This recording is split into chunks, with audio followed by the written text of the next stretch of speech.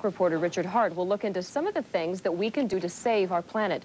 Tonight, Dr. Linden is here with the story of one family that is making a difference. Tom? Susan, more than 22% of all the energy used in the United States goes to heat and electricity for our homes. In the Bay Area, it's not unusual for homeowners to pay upwards of a couple $100s a month in utility bills. But through energy conservation, one San Jose family has reduced their monthly bill to less than $1 a day, providing a novel prescription for a healthy planet. Everything about this house on Bayard Drive in San Jose is designed to conserve energy and save money. This is a working solar laboratory, a creation of Frank Schiavo, an environmental studies teacher at San Jose State University. Most people have never actually even seen a solar home or even been in one or know somebody that owns one. That's one of the reasons why we bring about 500 students a year through this home on tours, to show them that solar is a reality. It's been this way for 11 years, and it works. No matter what the weather or season, the Schiavo house maintains a comfortable temperature of 70 degrees, using a minimum of electricity and gas. Frank Schiavo, his wife, and their daughter live in the house, which is kept cool through insulation and nighttime breezes in the summer and heated by the sun in the winter. This is the heater to our home. This is a passive sunroom. It operates very simply with the south-facing glass here, intercepting the low winter sun, moves across the sky. The sun heats the bricks, which in turn transfer the warmth to the inside of the house. Light also hits aluminum face foam boards, which line the walls on the inside of the passive solar room. Light from the boards is then reflected onto 5-gallon water cans. At night, the cans slowly release the heat into the house.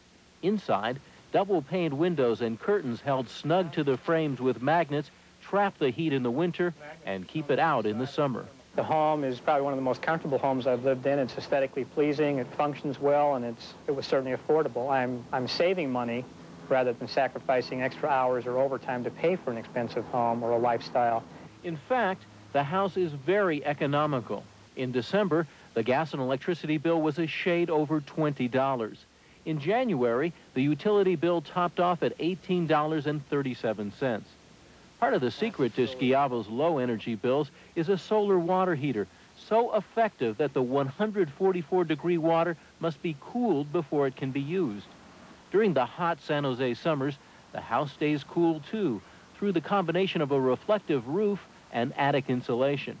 Last September, when the temperature outdoors peaked at 90 degrees, Frank Schiavo's neighbor's attic was even hotter at 98. But the Schiavo attic stayed relatively cool, never surpassing 88 degrees. Inside the house, the temperature hovered around 70, saving money and energy. Another way Schiavo saves energy is through recycling food waste, turning scraps into compost, which he then uses in his garden.